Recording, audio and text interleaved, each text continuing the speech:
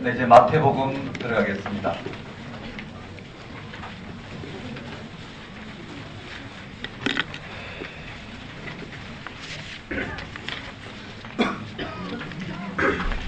이거 듣는 걸로 끝내면 안 되고 외우셔야 돼요. 안 보고 이렇게 쓸 수 있어야 되고요. 잘 안 외워지면 성경을 그 부분을 가지고 읽으시면 외워져요. 앞뒤 전후 생각해보면 기원성 때문에 외워질 거예요. 한번 보겠습니다. 마태복음요.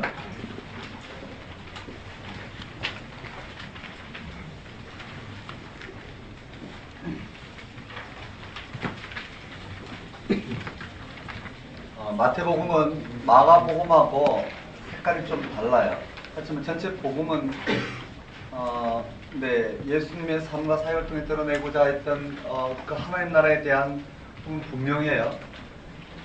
근데 마가복음에서 이 마가복음을 들어야 될 대상이 처했던 상황과 마태복음의 대상은 달라요.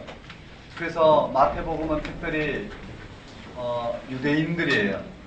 즉 율법 가운데 있는 유대교 출신 유대인들이에요. 그러니까 마가복음에는 그런 색깔이 좀 희석이 되어 있어요. 그렇지만 다시 정리하면은요, 마태복음에서는 이 율법을 지키고 있는, 그러니까 율법 가운데 있는 그 유대교 출신 유대인들이 복음을 통해서 개종하게 됐어요. 기독교인이 됐죠. 기독교인이 됐는데 이 기독교인들에게 있어서 율법과 복음과의 관계가 무엇인지를 설명하면서 이들에게 어떻게 하나님 나라가 이 땅 가운데 임하였는지를 율법과의 관계 속에서 잘 풀어내고 있어요. 이게 무슨 말인가 한번 들어가 보면서 살펴보고요. 누가복음하고 또 살펴보면 더 명확하게 차이가 드러나죠. 자, 마태복음은 율법을 지키는 유대인들에게 복음이 무엇인지, 유대교 출신 그리스도인들에게 특별히 복음이 무엇인지. 여러분, 오늘 우리는 이방인들이었어요. 유대인들의 율법과 무관한 이방인들이었지만 우리 속에는, 우리 가운데 율법이 뭐냐면 이 땅의 삶이었단 말이에요. 삶의 가치였는데 거기로부터 오늘 우리는 이 삶을 확장하는 정도, 성취하는 정도를 우리는 삶의 가치라 생각하고 이것이 생명이라고 생각했던 우리의 삶에서 예수 그리스도를 통해서 하나님 나라가 무엇과 같은지를 우리는 이 마가복음을 통해서, 누가복음을 통해서 살펴볼 수 있어요. 그런데요, 마태복음에서는 율법이에요. 이들은 율법을 성취하는 걸 통해서 하나님 나라, 하나님 다스림 가운데 있다고 생각했던 이들에게 그것이 아니라 예수 그리스도를 믿음으로 말미암아 하나님 나라에 들어간다라는 것을 설명하고 있는 것이 마태복음이라고 하면 돼요. 똑같은 관점인데 마태복음의 대상은 율법을 성취하는 걸 통해서 그들은 생명을 얻는다고 생각하는 그들에게 율법의 성취의 한계와 율법의 성취를 통해서 얻고자 했던 이 하나님 나라가, 하나님부터 의롭다함을 받는 이 하나님 나라가 율법의 성취가 아닌 예수 그리스도를 통해서 이 땅 가운데 이루어졌다라는 것을 하나씩 설명하고 있는 것이 바로 마태복음이라면 돼요. 설명이 좀 복잡하게 됐지만 분명한 의도는 마태복음은 율법의 관점에서 복음이 무엇이냐를 설명하고 있어요. 한번 보겠습니다.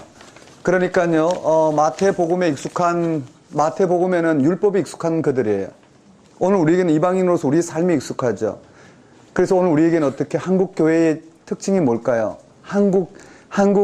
이 대한민국이라는 특징이 무엇이냐면은 상당히 율법적인 부분들이 있어요. 맞죠? 반상의 제도가 있었고 또 유교의 영향을 받아서 상당히 율법적인 부분이 있고 한편으로는 초월적인 부분이 있어요. 주술적인 부분이 있었어요. 복음이 들어와서 예수를 믿기는 믿는데 예수를 통해서 임한 하나님 나라를 마치 주술적으로 바라본다든지 또는 율법적으로 바라보는, 그래서 좀 더 도덕적으로 윤리적으로 경건하거나 아니면 성민과 봉사의 삶을 살면 살수록 우리가 믿음이 있다고 생각하는 이 착각에 빠진다든지, 아니면 막연한 하나님 나라가 오늘 초월적으로 우리 가운데 일어나야 된다고 생각하고 오늘 우리에게는 어떻게 해요? 이런 이미 하나님 나라는 이 일상 가운데 초월적으로 임하였는데도 불구하고 예수 그리스도의 십자가의 죽음과 부활 사건보다 더 초월적인 사건이 없는데도 불구하고 거기서 하나님 나라를 발견하기보다는 오늘 이 땅 가운데 귀신이 쫓겨난다든지 병이 고쳐진다든지 아니면 하나님께서 내 삶에 무언가에 초월적으로 내게 주어질 그 무엇이 있는 이런 것을 믿음으로 생각한단 말이에요. 하나님 나는 그렇게 임한 게 아니란 말이에요. 맞죠? 그런 주술적이거나 아니면 율법적인 부분이 아니라는 거죠. 그런 것처럼요, 마태복음의 이 대상, 복음을 듣던 그 대상들은 율법이에요. 이미 율법에 익숙한 그들이에요. 율법에 익숙한 그들에게 복음이 무엇인지, 하나님 나라가 무엇인지를 설명하고 있어요. 설명하는 방법의 형식을 마가복음을 토대로 마태복음은 분명히 마가복음을 보고 마가복음에 기술된 이 내용을 토대로 그 공동체에 맞는 그 복음의 성격들을 어떻게 성령의 조명으로 하나씩 증거하고 있어요. 그 마가복음의 구조가 거의 그 뼈대를 유지하고 있다고 보면 돼요. 그런데요, 달라요. 그 대상들이 다르단 말이에요.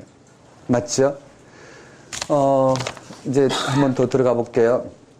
그래서요, 여기에서 가르쳐진 가르침에 하나님 나라에 대한 이와 같은 내용들을 마태복음에는 그들이 권위 있다고 생각했던 모세를 통해서 들려준 모세 오경이 있어요. 그들에게는요. 하나님 나라에 대한 가르침인 모세 오경이 있는데 모세 오경, 즉 5권의 책으로 그 권위를 가지고 선포된 그 말씀 대신에 하나님 나라에 대한 가르침이 예수님을 통해서 5마디, 5마당의 가르침, 5편의 설교를, 즉 5대 설교, 5개의 설교를 통해서 하나님 나라가 무엇과 같은지를 들려주고 있는 형식을 취하고 있다는 거예요. 한번 따라해 볼까요? 5대 설교. 5대 설교. 5대 설교가 5장부터 하나님 나라를 듣는 5대 설교가 5장부터 7장까지 첫 번째 언급되어 있어요. 한번 따라해 볼까요? 산상설교. 5장부터 7장까지가 산상설교예요. 한번 따라하겠습니다. 산상설교. 여기가 산상설교이고요. 설교라 그랬어요. 이와 같은 형태로 주어졌고요. 두 번째는요, 10장에서 제자 파송 설교예요. 한번 따라해 볼까요? 제자 파송 설교. 여기는 제자 파송 설교예요. 뒤에 분들 안 보이시겠지만 제가 계속 반복해서 이야기할 거니까요. 메모를 하시고 꼭 정리하면서 들으시면 좋겠어요. 그 다음에 세 번째는요, 천국 비유 설교예요. 한번 따라하겠습니다. 천국 비유 설교. 13장은 천국 비유 설교예요. 한번 따라하겠습니다. 천국 비유 설교. 네, 천국에 대해서 비유로 설교하시는 장면이에요. 그 다음에 예수님을 따르는 이 제자 공동체, 마가복음에는요, 제자들에 대한 이 제자들에게 어떻게 해야 하나님 나라 이 복음을 받아들일 수 있는지를 이와 같은 무지를 통해서 깨우치기 위해서 전했다면 여기는 설교의 형태로 전해요. 한번 따라해 볼까요? 제자 설교. 저 교회에게 주는 권면이죠. 제자 설교예요. 그 다음에 마지막 5번째는요, 마지막 종말 설교인데 끝부분은 여기도 다루지 않았어요. 11장 이후부터 다루지 않고 여기 21장 이후부터 다루지 않아요. 그거는 내일 전체를 묶어서 그 파트만 다룰 거예요. 여기 한번 보겠습니다. 한번 따라하겠습니다. 산상설교, 제자 파송설교, 천국 비유 설교, 제자 설교, 종말 설교, 5편의 설교의 형태로 주어져 있어요. 우리 하나씩 한번 볼 텐데요. 중요한 거는요, 율법을 들어서 복음이 뭔지를 설명하고 있다는 거예요. 여기는요, 제자들의 무지를 들어서 복음이 뭔지를 설명하고 있고요.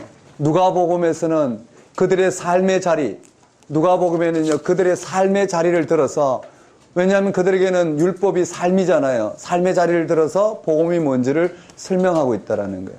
그래서요, 마태복음에는 여러 가지 복음을 설명하는 형식에서 율법이 주류를 이루고 있어요. 마태복음 한번 보겠습니다. 마태복음의 첫 번째 내용은요, 마태복음 이렇게 그냥 구조를 나누고요. 첫 번째 내용은, 마태복음의 첫 번째 내용은 예수 그리스도의 계보예요. 그 먼저 들어가기 전에 이렇게 한번 볼까요? 여기에 한번 따라하겠습니다. 천국 비유 설교. 하나님 나라가 무엇과 같은지를 여기 분명하게 선언했어요. 하나님 나라가 무엇과 같은지를 선언하고 난 다음에 여기까지 1장부터 13장까지는 율법을 토대로 하나님 나라가 무엇인지를 설명하고 있어요. 그리고 14장부터는요, 이 마가의 순서를 그대로 따르는데요. 마가의 순서를 그대로 따르고 있어요. 근데 1장부터 13장까지는 마태복음에서 주력을 하고 있는 게 뭐냐면은 복음이 무엇인지, 율법을 토대로 복음이 무엇인지를 설명하는데 주력을 하고 있어요. 한번 따라해볼까요? 예수 그리스도의 계보. 1장의 내용은 예수 그리스도의 계보예요. 한번 따라하겠습니다. 예수 그리스도의 계보. 여기 예수 그리스도의 계보가 나와요. 즉 마가복음에는 없는 내용이죠. 근데 왜 예수 그리스도의 계보가 나올까요? 유대인들이란 말이에요. 여기는요, 마가의 대상은 아마도 유대인과 이방인들 관계없이 표현을 했다면, 여기에는 유대인들을 대상으로, 특히 율법을 토대로 유대인들을 대상으로 쓰는데, 한번 봐봐요. 율법을 토대로 이미 구약이 그들에게 있고 이미 여러 가지 종교적 전성들이 거기 있어요. 그들이 그동안 기다리던 하나님 나라에 대한 표상이 있었을 거고요. 그들이 기다리던 그리스도에 대한 표상이 있었을 거고요. 그들이 기다리던 다양한 하나님 나라에 대한 이해들이 있었을 거예요. 그런데 예수님을 통해서 이 땅 가운데 임한 하나님 나라가 그들이 그 구약의 전통 가운데, 유대교의 전통 가운데, 율법 가운데에 그들이 기다렸던 그 메시아와 어떤 관계가 있는지를 하나씩 규명을 해야 된단 말이에요. 맞죠?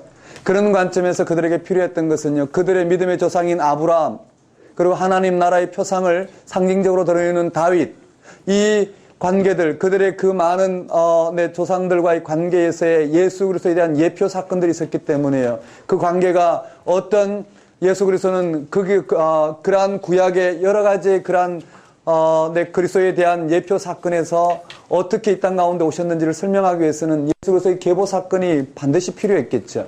한번 따라해볼까요? 예수 그리스도의 계보. 예수 그리스도의 계보인데요, 아브라함부터 다윗에서 포로, 다윗 왕조가 끊어지는 단계까지, 그 다음에 포로부터 지금 예수님까지 이와 같이 언급되어 있어요. 그러니까 한 부분, 두 부분, 세 부분으로 나눠서 설명하고 있는데, 중요한 것은 한번 따라해볼까요? 아브라함, 다윗, 예수. 아브라함부터 시작해서 다윗을 거쳐서 예수로 연결되는 거예요. 하나님께서 아브라함을 통해서 부르신 하나님 나라가 누구를 통해서 완성된다고요? 예수님을 통해서. 하나님 나라가 다윗과 언약했던 그 언약이 누구를 통해서요? 예수님을 통해서. 그러니까 예수님이 구약 역사 가운데, 유대교 역사 가운데 이 땅에 하나님께서 보내시겠다는 바로 그 그리스도시라는 것을 예수 그리스도의 계보 형식으로, 그 계보란 예수 그리스도의 족보를 오늘 우리 가운데 사실적으로 들려주는 것이 목적이 아니라는 거예요. 실제로 구약 역사 가운데 있었던 그 족보 계보를 들어서 예수님이 누구신지를 신학적으로 오늘 우리 가운데 드러내고자 풍성하게 예수님이 누구신지를 설명하고 있는 하나의 설명 형식이라는, 계시 형식이라는 거예요. 한번 따라해 볼까요? 예수 그리스도의 계보. 아브라함, 다윗, 포로 이후부터 예수. 네, 예수님에게 이렇게 연결되어 있어요. 한번 따라해 볼까요? 아브라함, 다윗, 예수. 여러분, 유대인들에게 있어서는요, 그들에게 구약 성경의 구약의 관점에서, 율법의 관점에서, 그들의 하나님으로부터 선택된 백성의 관점에서, 하나님의 언약의 관점에서 예수가 누구신지가 풍성하게 이해돼야 돼요. 맞죠? 한마디로 표현할 수 있는 건 아니에요. 계보가 담고 있는 것은 다양한 예수님에 대한 이해들을 우리가 찾아낼 수 있어요. 여기에 보면은요, 한번 따라해 볼까요? 다라마바룻.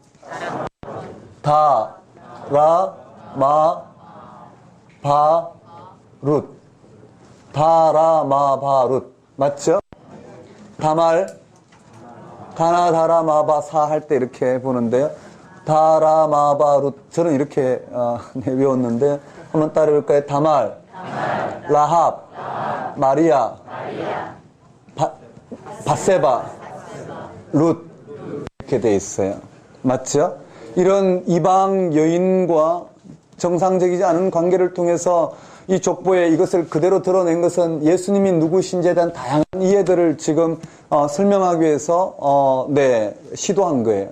예수님은 보셔요. 아브라함의 후손으로서 또 다윗의 후손으로서 왔지만 왕의 계보에서 왔지만 하나님의 언약의 관점에서도 왔고 왕의 계보의 관점으로 왔지만 유대인들을 위해서만 온 것이 아니라 다라마마 이방인을 통해서도 예수님이 오셨다라는 거예요. 그러면 예수님은요.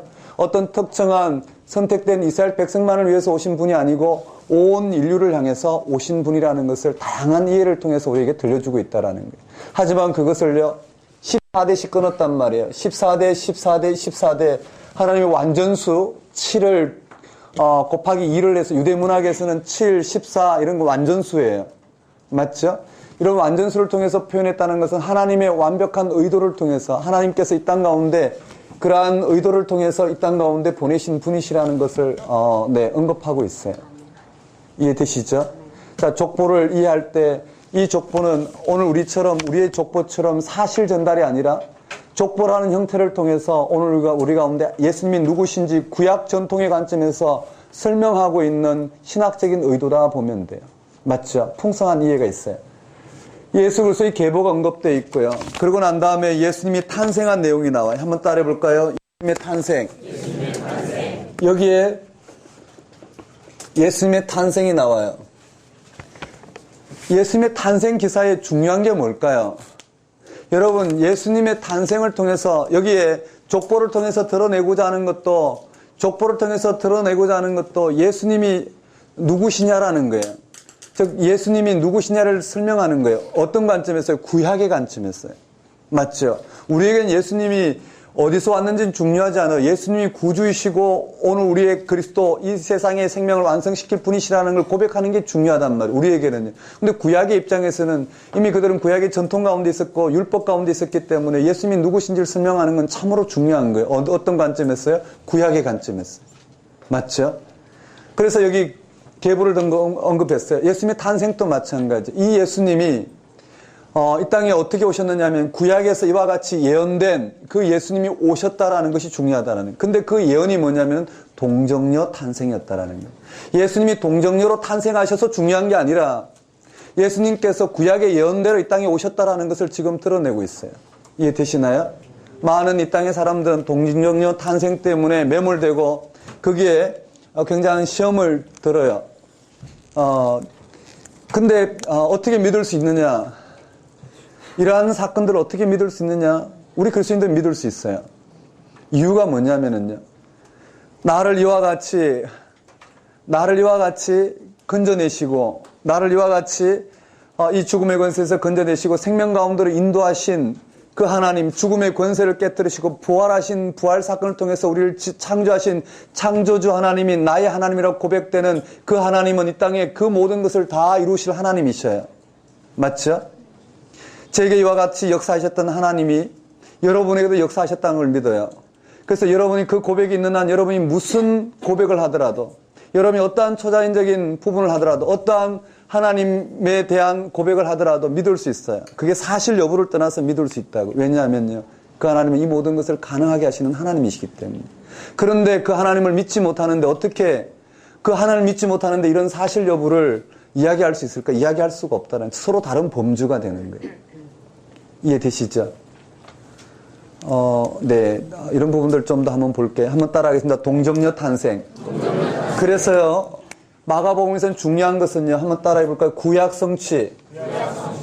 구약에 예언된 것이, 구약의 메시아에 대해 예언된 것이 예수님을 통해서 성취된 것이 중요하다라는 거예요. 다시 말씀드리면 예수님은 이 땅 가운데 구약과 무관하게 오신 것이 아니라 그 구약에서 오셨는데 그 구약에서 오셨다라는, 구약에서 예언된 그 예수님이 지금 바로 그리스도시요 오늘 우리의 주님이시라는 거예요. 한번 따라해 볼까요? 구약 예언 성취. 구약 예언 성취. 그래서요 여기에 동정녀 탄생이 나오는 거예요. 한번 따라해 볼까요? 동정녀 탄생. 여기에 첫 번째 동정녀 탄생이 주어져요. 예수님께서 동정녀로 잉태했고, 동정녀 탄생, 잉태. 한번 따라해 볼까요? 동정녀 잉태. 이렇게 됐어요.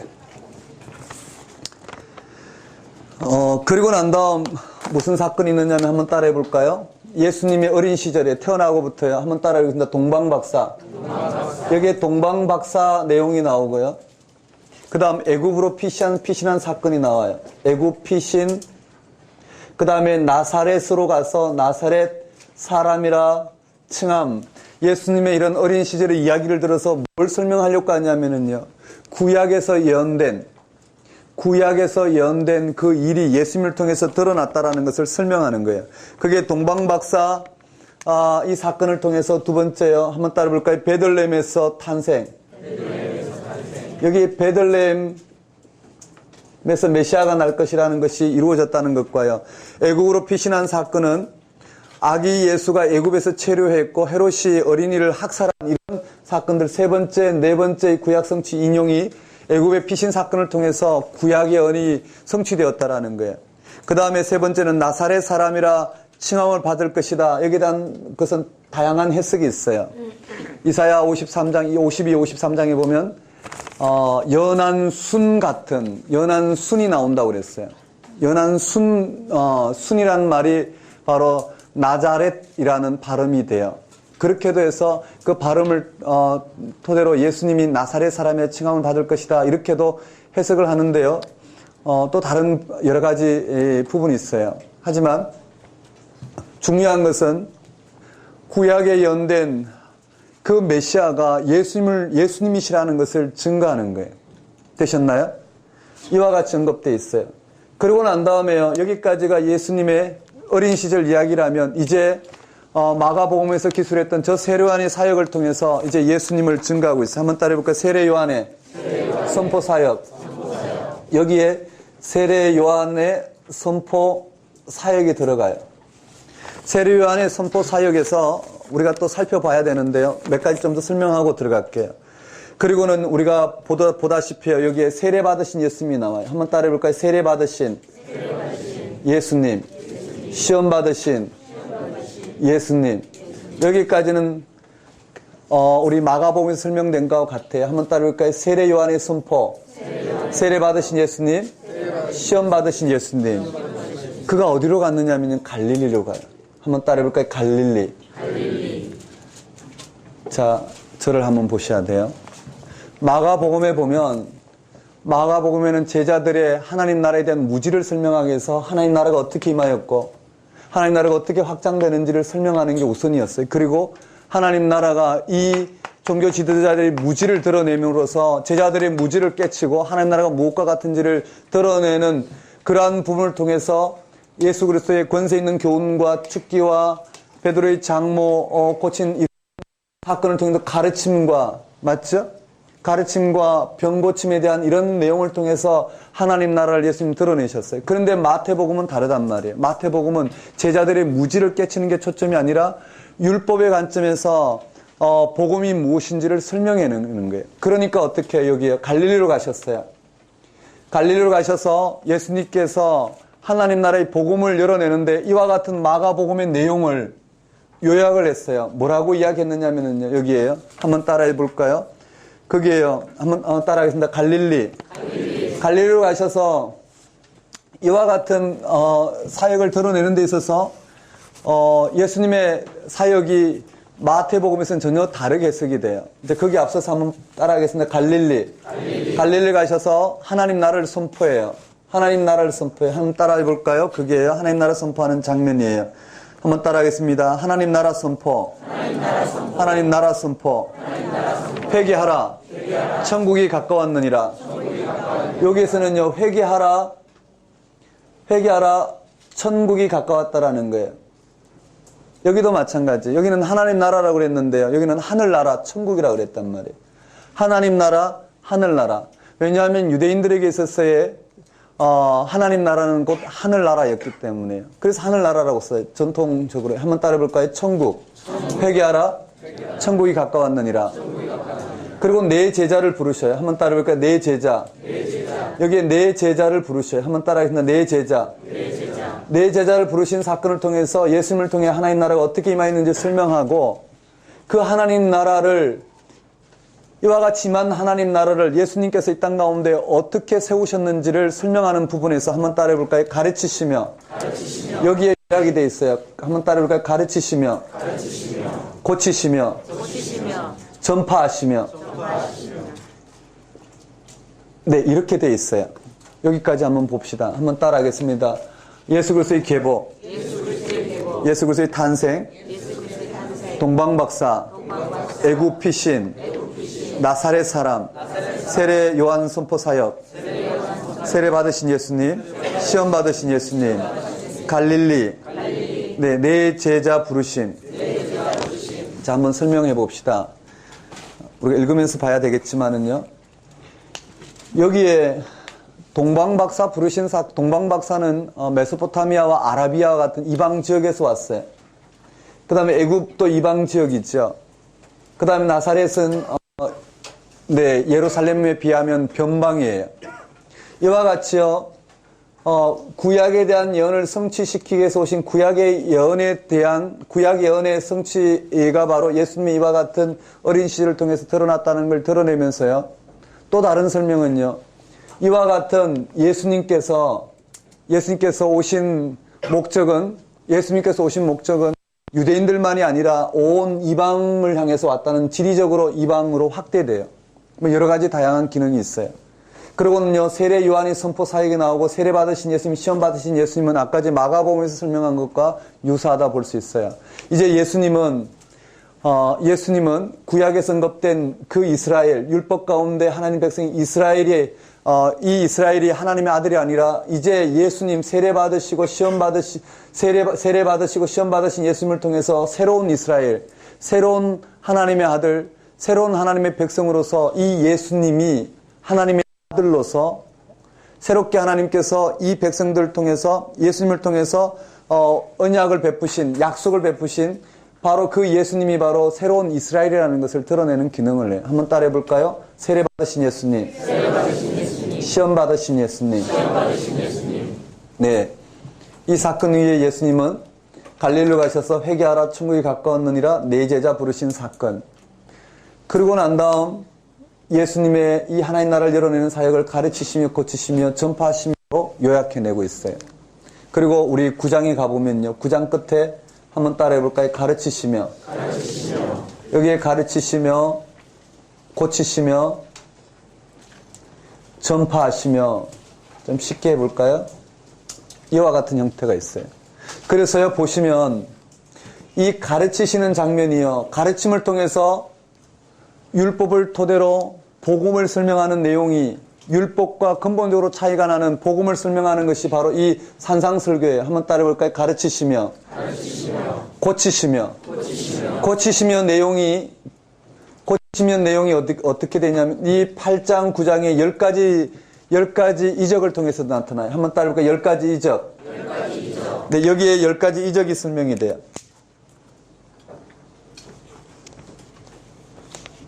한번 따라하겠습니다. 10가지 이적. 네, 10가지 주로 병고침에 대한 기사를 통해서 하나님 나라가 무엇과 같은지를 지금 선언하고 있어요. 전파하시며 이런 걸 통해서 하나님께서 하나님 나라를 선포하고 있어요. 예수님이 누구신지를 선포하고 있죠. 이와 같이 됐어요. 한번 따라하겠습니다. 가르치시며 고치시며 전파하시며. 이 4장 한번 읽어보겠습니다. 교재에 그대로 적혀 있죠. 종합보고 4장 23절 함께 읽겠습니다. 4장 23절 읽겠습니다. 시작. 예수께서 갈릴리에 두다니사 그들의 땅에서 가르치시며 복음을 전파하시며 백성의 모든 병과 모든 약한 것을 고치시니 그들의 정령이 온 이스라엘. 네, 됐습니다. 가르치시며, 네, 전파하시며 고치시니 나와 있죠. 네, 그렇게 돼 있어요. 가르치시며 전파하시며 고치시니.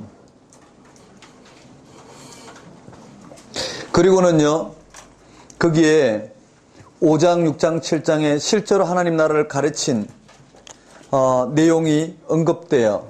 한번 따라하겠습니다. 산상설교. 자, 산상설교를 우리가 한번 설명을 해내봐야 되는데요.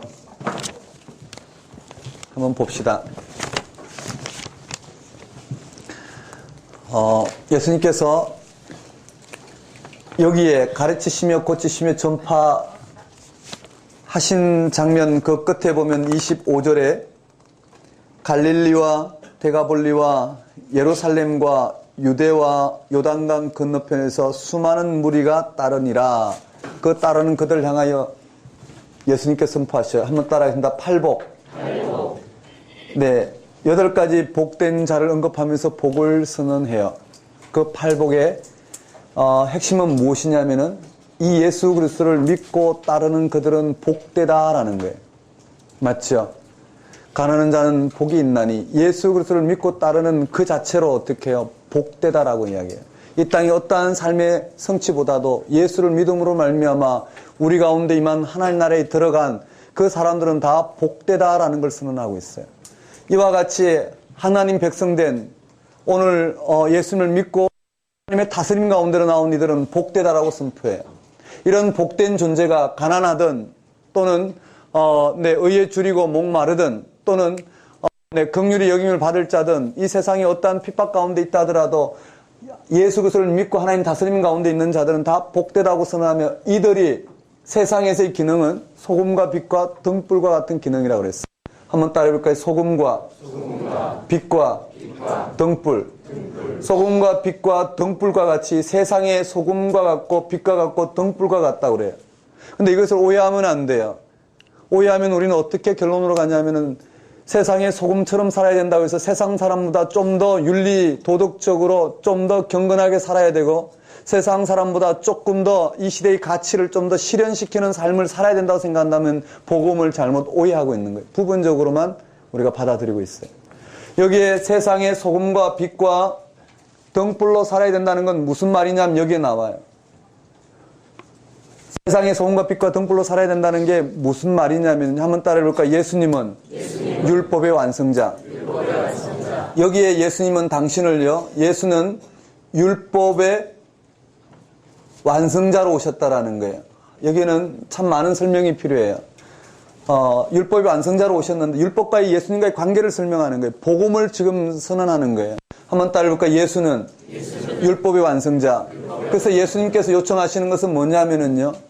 너희의 의가 즉 이 팔복의 복된 이 복을 선언받은 이들이 세상의 소금과 빛과 등불로 살아야 되는데 이 소금과 빛과 등불로 사는 것이 무슨 말이냐면은 그것이 도대체 소금과 빛과 등불로 산다라는 것이 무슨 의미냐면은 바로 그걸 밝히는데 예수님은 율법의 완성자로 오셨다라는 거예요. 그래서 율법의 완성자로 오신 예수님을 믿음으로 말미암아 복 존재는 세상의 소금과 빛과 등불로 살아야 되는데 어느 정도까지 소금과 빛과 등불로 살아야 되냐면 여기 언급되어 있어요. 한번 따라해볼까요? 너희 의가 서기관과 바리새인보다 맞아요. 구약 종교에 있어서 가장 뛰어난 인물들이죠. 이 서기관과 바리새인의 의보다 더 낫지 아니하면 결단코 천국에 들어갈 수 없다 그래서 한번 따라해볼까요? 더 나은 의. 더 나은 의를 이루지 못하면 천국에 들어갈 수 없다 그랬어요. 근데 이게 무슨 말인지 오해하면 안 된다라는. 우리는 여기에 너무나 많은 윤리적인 설교에 우리 귀가 이미 익숙해 있기 때문에 복음을 듣기가 힘들어져 있어요. 여러분 여기 보셔요. 서기관과 바리새인보다 더 나은 의, 즉 너희 의가 서기관과 바리새인보다 더 낫지 않으면 결단코 천국에 들어갈 수 없대요. 여러분 우리는 어떻게 천국에 들어갔나요? 예수님을 믿음으로 말미암아 천국에 들어갔단 말이에요. 맞나요? 여기서 우리가 생각할 때 서기관과 바리새인보다 더 나은 의, 우린 전통적으로 서기관과 바리새인이 이만큼 착한 일을 하면 우리는 그보다 더 착한 일을 해야 된다라는, 선한 일을 해야 된다는 이런 생각으로는 우린 천국에 들어갈 수 없어요. 맞나요? 전혀 다른 의란, 더 나은 의란 전혀 다른 의예요. 다시 말씀드리면 여기서 설명해 보면 이 바리새인과 서기관들은 여기서 이쪽으로 자기를 확대하고 율법을 좀 더 잘 지키는 것이 그들의 의였단 말이에요. 그런데 이런 의를 통해서는 하나님 나라에 들어갈 수 없어요. 맞죠? 팔복을 통해서요. 가난한 자는 복이 있나니 예수를 믿고 따르는 자들을 향해서 지금 선포하는 거예요. 그러니 뭐라고요? 더 나은 의는 뭘까요? 율법의 완성자이신 서기관과 바리새인보다 더 나은 의를 이루신 예수님, 완전한 율법의 완성자로 오신 그 예수님, 이 예수님을 믿음으로 말미암아 우리는 이 의롭다함을 얻었단 말이에요. 그 세상의 소금과 빛과 등불은 이 유대인들이 살던 삶을 확대하는 게 아니라 이들이 섬김이 섬김이 내공이 80이라면 우리는 내공이 90으로 섬겨야 만일에 들어갈 수 있고, 이들이 교만이 수치로 이야기할 수 있다면 이들이 겸손이 80이면 우리는 80보다 더 넘어야지만이 우리가 세상의 소금과 빛과 등불로 사는 존재가 아니라 전혀 다른 하나님의 나라를 지금 설명하고 있어요. 어떤 설명이요? 율법의 완성자로 오신 예수를 믿고 살아가는 우리는 믿음으로 말미암아 의롭다함을 받은 이 의를 가지고, 하나님이 우리를 어렵다는 이 의를 가지고 이 땅에 살아간단 말이에요. 그것이 소금과 빛과 등불이라는 거예요. 맞나요? 지금 문맥상 예수님은 이 가르침을 통해서 그걸 드러내고 있어요. 그래서 이 팔복을 우리가 그 관점에서 이해를 해야 돼요. 너무나 분명하잖아요. 가난한 자는 복이 있나니. 가난이 극복되는 것을 통해서 복이 있다고 안 했어요. 가난한 상태 그 자체 이미 복이 임하였대요. 복된 존재로 살아갈 수 있대요. 왜요? 이미 어떻게 해요? 하나님 나라가 우리 가운데 임하였기 때문이에요. 그런 자가 어떻게 해요? 세상의 소금과 빛과 등불이 될 수 있대요. 누가 소금과 빛과 등불과 같이 살아갈 수 있냐면 바로 율법의 완성자인 예수님을 통해서 이루어진 그 하나님 나라를 오늘 받아들이고 살아가는 사람. 그것은 서기관과 바리새인들이 이 땅에서 추구하고자 하는 그 율법과는 전혀 다른 그 완성자이신 이 예수님을 믿음으로 말미암아 일어난 일들이라는 거예요. 되셨나요? 여러분 무슨 뜻인가 하고 지금 그렇게 갈등하는 게 아니죠. 저걸 받아들여 말어. 네. 그냥 한번 읽어보셔요. 우리 귀가 가려져 있는 걸 좀 내려놓고 이 복음의 관점에서 한번 보시면요. 그 의도는 분명하다고 할 수 있어요. 자, 여기에 한번 따라하겠습니다. 예수님은 율법의 완성자, 더 나은 의. 근데 이 더 나은 의가 무엇인지를 이제 설명한단 말이에요. 제가 지금 말씀드린 것을 설명한단 말이에요. 예수님은 설명해내고 있어요. 한번 따라해볼까요? 육반제. 오늘 우리는 뭐라고 이야기하냐면요. 세상에 소금같이 살아라. 세상 사람들도 이만큼 정직한데 그래도 그리스도인들이 더 정직해야 되지 않느냐. 그렇지 않아요. 물론 그것은 당연히 따라올 수 있겠지만은요. 아닐 수도 있어요. 맞죠? 아닐 수도 있어요. 이게 딜레마란 말이에요. 세상은 우리를 거기에서 진리 여부를 찾지만 우린 거기에 우린 거기에서 이렇게 진리를 확보할 수는 없어요. 한번 생각해봐요. 믿지 않는 사람이, 아직 예수를 믿지 않는 사람이 어릴 때부터 너무나 세련되고 너무나 어떻게 거짓말할 필요가 없는 환경 속에서 자기를 그렇게 방어할 필요도 없고 완전한 환경 속에서 정말 좋은 교육과 정말 훌륭한 인간관계 속에서 잘 성장했어요. 맞죠? 좋은 인격적 훈련을 받았어요. 그렇게 살아가는 사람과 어릴 때 자기를 방어하지 않으면 안 될 만큼, 맞죠? 정말 자기를 방어하지 않으면 안 될 만큼 상황이 어려워서 뭐 이렇게 저렇게 방어하다 보니까 거짓말도 하게 되고 나쁜 짓도 하게 되고 싸우지 않으면 살아남지 못하는, 욕을 하지 않으면 자기가 의견이 관철되지 않을 만큼, 자기 방어가 안 될 만큼 그렇게 험악한 상황 속에서 살았어요. 자, 이 사람이 후자가 예수를 믿었다고 해서 금방 예수 안 믿고 너무나 좋은 환경 속에 살아온 사람만큼 인격적으로 바뀔까요? 그렇지 않을 거예요. 그렇다고 해서 그가 그리스도인이 아니라고 할 수는 없단 말이에요. 맞죠?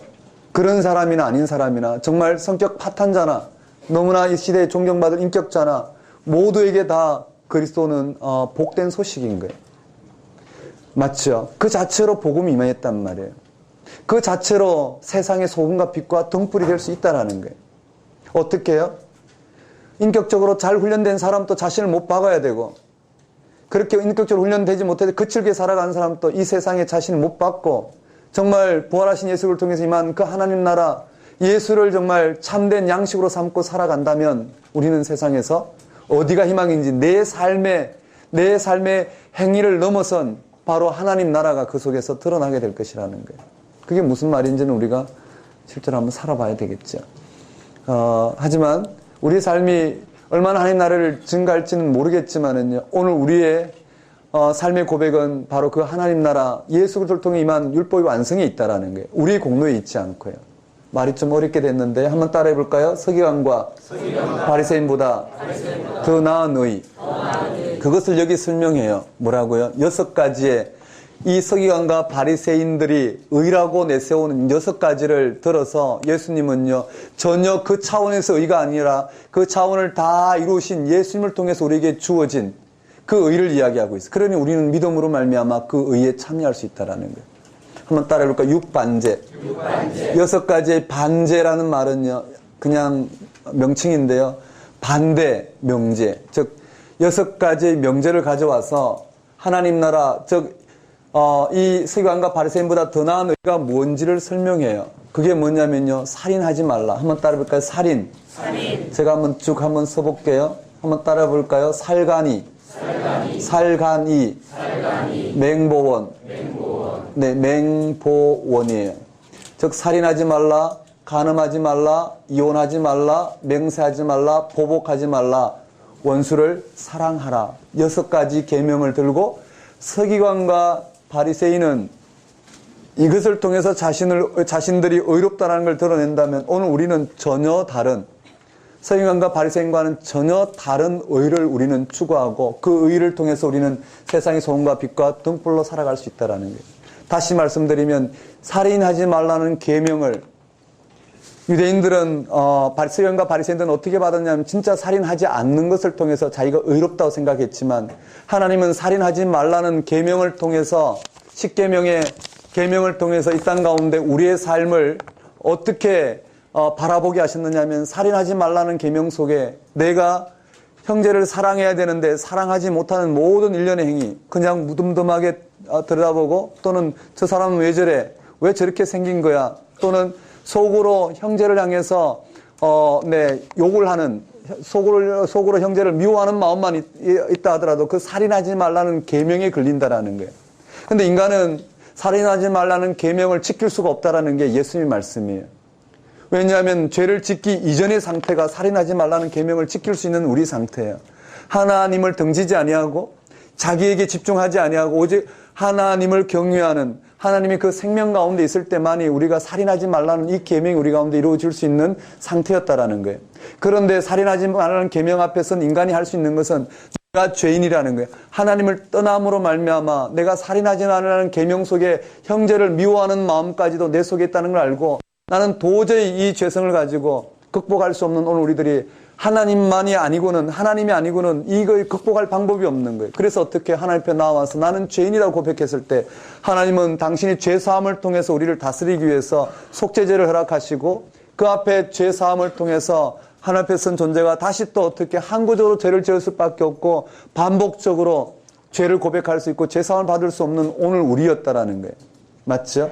지금 이 이야기를 이야기하고 있는 거예요. 그러니까 살인하지 말라. 이 계명의 서기관과 바리새인들은 이와 같이 외식하는 자처럼 살인하지 말라는 계명을 지켰다고 해서 의롭다고 하지만 그렇지 않다라는 거예요. 이 속에 형제를 미워하는 마음까지도 살인하지 말라는 계명을 어긴 거라는 거예요. 그런데 그 계명을 지키는 이는 누구냐면 예수님이시라는 거예요. 오직 하나님과 일치되어 이 땅 가운데 하나님 뜻에 순종한 예수님만이 이 모든 계명을 완성하신 분이시라는 거예요. 우리는 이 예수 그리스도를 믿음으로 말미암아 복된 존재가 되었고 그는 세상의 소금과 빛과 등불로 살아가는 존재라는 거예요. 이해되시나요? 여러분 들어오죠? 네, 한번 따라해 볼까요? 살인하지 말라, 간음하지 말라, 이혼하지 말라, 맹세하지 말라, 보복하지 말라, 원수를 사랑하라. 그 하나님의 계명이 뭔지를 자세하게 예수님을 통해서 드러나요. 이건 구약과 신약이 똑같아요. 여기는요, 율법의 구체적인 항목을 들어왔어요. 그 다음에 6장에 가면 그들이 하나님 앞에 의로운 존재로서 아까 장로들의 전통처럼 종교적 의식이 있어요. 그 종교적 의식이 뭐냐면 구제, 기도, 금식이에요. 한번 따라해 볼까요? 그게요. 구제, 기도, 금식. 네, 여기에요. 구제가 있었을 테고요. 그 종교적 의식이 있었을 거예요. 그게 종교적인 3대 의라고 말했어요. 그게 우리 보면은요, 3가지 종교적 의예요. 한번 따라해볼까요? 3가지 종교적 의. 쉽게 볼 수 있죠. 이 율법 항목을 가지고 이야기했다면은요. 오늘 우리를 통해서 뭐랄까요? 오늘 우리의 대한민국에서 이야기를 한다면은요, 우리는 실정법을 어겼느냐, 어기느냐, 안 하냐라는 거예요. 맞죠? 실정법을 어기지 않느냐, 어겼느냐를 들어서 우리가 이 세상 사람들보다 실정법을 잘 지키는 사람이 누굴까요? 법관일까요? 그런 거 아닌 것 같아요. 그렇죠? 누가 실정법을 잘 지킬까? 아무튼 이 실정법을 들고 왔다면 여기는 관습법 정도 되겠죠. 이 땅에 그냥 관습법 정도 될 거예요. 한번 따라볼까요? 구제, 기도, 금식. 유대교에서 이와 같이 하지만 이와 같이 구제하고 기도하고 금식하지만 이것이 다 어떻게 그 자체로 의가 될 수 없다라는 거예요. 이것이 얼마나 행위요 자기 의를 이루는 인지 모른다라는 거예요. 이들의 이 관점에서 구제와 기도와 금식을 통해서 의를 찾는 이 서기관과 바리새인들 이러한 부분 언급된 부분이요. 이러한 부분 그러니까 구제와 기도와 금식이 서기관과 바리새인보다 더 나은 의가 되기 위해서는 어떻게 해야 된다는 걸 들려주고 있어요. 구제와 기도와 금식에 대해서 이해하려면 이 하나님 나라를 받아들일 때 우리는 이 땅에서 구제와 기도와 금식과 같은 종교적 행위를 어떻게 해야 될지를 깨닫게 될 것이라는 거예요. 그게 뭔지 오늘 우리에게도 분명히 조명되어 있어요. 오늘 우리가 예배의 자리에 참된 예배가 되려면 오늘 우리가 이 땅에서의 삶을 어떻게 받아들여야 될지 그런 차원과 같이 근본적으로 여기는 변화를 이야기하고 있어요. 한번 따라해볼까요? 구제, 기도, 금식, 그 다음에 재물에 관한 태도도 나와요. 한번 따라해볼까요? 재물에 관한 태도. 그렇게 언급되어 있고요. 그 다음에요. 한번 따라해볼까요? 비판하지 말라. 여기는 사회적 의라고 보면 될까요? 한번 따라해볼까요? 비판하지 말라.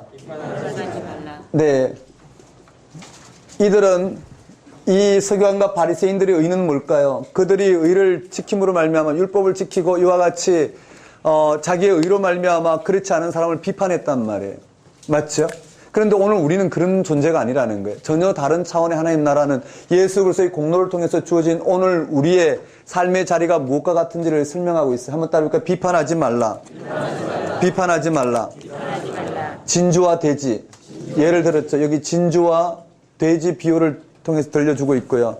그 다음에요. 오늘 우리의 실존을 이야기하고 있어요. 구하라. 한번 따라볼까요? 구하라. 그 다음에 황금률. 그러면 결론을 언급돼요. 한번 따라볼까요? 결론. 이와 같이요. 서기관과 바리새인보다 더 나은 의를 취하는 길은 예수를 율법의 완성자로 받아들이고 믿음으로 말미암아 의롭다함을 받은 오늘 우리들이 걸어가야 될 길은 어떤 길이냐면 거기 언급되어 있어요. 한번 따라볼까요? 좁은 문, 넓은 문. 좁은 문과 넓은 문으로 언급되어 있고요. 그 다음에 열매로 그들을 알리라. 좋은 열매, 나쁜 열매 언급되어 있어요. 한번 따라볼까요? 좋은 열매, 나쁜 열매. 세 번째는요. 반석 위에 지은 집과 모래 위에 지은 집이에요. 한번 따라볼까요? 반석 위에 지은 집, 모래 위에 지은 집. 그러면서 오늘 여기 언급된 이 그리스도인의 길이란 좁은 문 맞죠? 좋은 열매, 그 다음에 반석 위에 지은 집과 같다라는 거예요. 그것이 무엇이냐면은요, 한번 보실까요? 이 길이 어떤 길이냐면은 거기에 주여 주여 하는 자마다 천국에 갈 것이 아니요 아버지의 뜻대로 행하는 자야 들어가리라. 이 말씀이라는 거예요. 한번 따라해볼까? 아버지의 뜻대로. 한번 따라하겠습니다. 아버지의 뜻대로. 여기에 아버지의 뜻대로 행하는 자라야 천국에 들어간다라는 거예요. 그러면 여기 결론이 주어졌어요. 저것을 우리가 다르게 설명하는 게 아니라 여기에서 보면 아버지의 뜻대로 행하는 자가 뭘까요? 여기에서 좁은 문, 넓은 문은 뭘고 좋은 열매, 나쁜 열매는 뭘고 반석 위에 지은 집과 모래 위에 지은 집이 뭐냐면은 이 땅에 우리의 삶을 성취시키는 이 자기의의 삶이 아니라 예수 그리스도를 받아들임으로 말미암아 우리의 삶을 십자가에 못 박고 우리의 삶을 상대화시키고 정말 누룩 없는 빵을 먹는 한이 있더라도 그것이 비극이 아니라 그것이 벗어나야 될 우리의 현실이 아니라 누룩 없는 빵을 먹더라도 우리 누룩 없는 빵을 먹게 함으로 말미암아 우리를 출애굽하고 하나님의 나라 이 하나님 다스림 가운데 드리는 그 생명 현상에 붙들려 누룩 없는 빵을 통해 최소한의 이 땅의 이 잠정적인 생명 형식에 이 생명 활동을 통해서 예수를 통해서 임한 그 풍성한 생명을 고백하며 살아가는 그것이 얼마나 큰 하나님의 은혜인지를 알고 살아가는 예수 그리스도를 나의 구주로 믿음으로 말미암아 의롭다함을 받는 이 길이 바로 하나님 아버지 뜻대로 행하는 길이란 말이죠. 맞죠? 거기에 주어진 길은 바로 좁은 문, 넓은 문에 좁은 문이란 예수 그리스도를 붙드는 나를 십자가에 못 박는 거고 넓은 문은 나를 확대하는 거고요. 확대시키는 것, 성취시키는 것이고요. 좋은 열매, 나쁜 열매는 좋은 열매란 나를 십자가에 못 박고 부활 생명을 토대로 살아가는 삶이요. 나쁜 열매는 내가 이 삶에 내 삶을 성취시킴으로 말미암아 내 구원을 이루어내는 걸 거란 말이에요. 반석 위에 지은 집이란 바로 이 부활 생명의 토대 위에 내 삶을 이끌어가는 것이요. 모래 위에 지은 집이란 어차피 어떻게 해요? 자기 목숨을 구하는 자는 이 삶을 확대하는 삶을 사는 삶일 거란 말이에요. 이것을 지금 산상 설교의 형식으로 복음이 무엇인지를 우리에게 들려주고 있어요. 맞죠? 이해되시나요? 네, 이 내용을 여러분 조금만 읽으면 내용 다 잡을 수 있어요. 빠져나갈 내용이 없어요. 예를 들어서 구제가 뭐다, 기도가 뭐다, 금식이 뭐다, 제물이 뭐다 한두 번 읽고 정리하면요. 네, 복음에 대한 구체적인 내용으로 우리가 읽을 수 있단 말이에요. 되셨습니까? 구체적인 내용은 좀 후에 보기로 하고 이러한 하나님 나라가 우리 가운데 임하였을 때는요. 여러분 이러한 하나님 나라가 우리 가운데 임하였을 때는 저기 보셔요. 이러한 하나님 나라가 우리 가운데 임하였을 때는요. 가난에 매몰되어서 가난에 얽매여서 그저 벗어나야 될 대상으로만 여겼던 이 가난 가운데 임한 하나님의 은총을 발견했을 때 우리는 어떻게 해요? 단지 벗어나야 될 대상이 아니라 하나님의 은총을 발견하는 자리로서 그것이 우리의 삶을 황폐하게 만든 것이 아니라 내가 그것을 통해서 더 풍성한 하나님 나라를 발견하고 바라보는 하나님의 은총의 통로라는 걸 알게 될 거라는 그때는 어떻게 해요?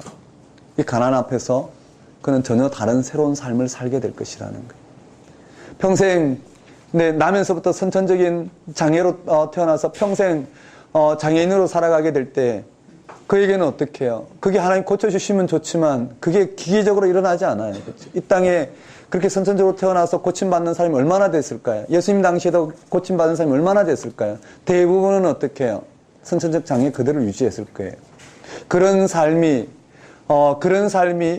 비장애인과는 다른 삶이 아니라 전혀 다른, 그쵸? 비장애인은 전혀 다른 삶이 아니라 똑같은 하나님의 은총을 경험하는 삶이라는 것을 깨닫고 그가 어떻게 하나님 나라에 눈이 열린다면, 맞죠? 하나님 나라에 눈이 열린다면, 그에게는요, 그를 얽매고 있는 오늘 우리가 봤을 때 장애냐 아니냐의 문제를 가지고 봤을 때 그 시각에서 벗어날 수 있다라는 거예요. 맞죠? 생명을 억압하는 이 시각으로부터 벗어난단 말이에요. 오전에 말씀드린 것처럼 풍랑이는 배 위에서 내려버리면 풍랑은 나와 상관없는 거예요. 풍랑은 이 세상에서 부는 거예요.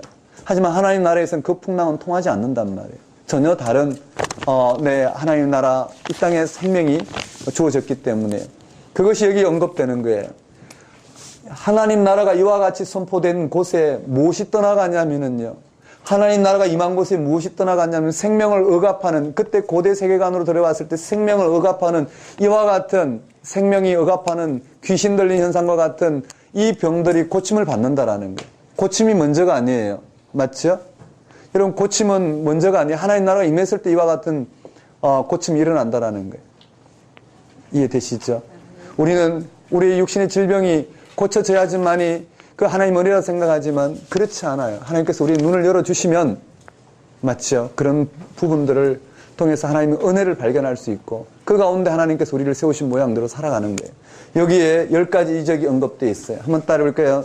한번 따라하겠습니다. 나 100장. 나 100장.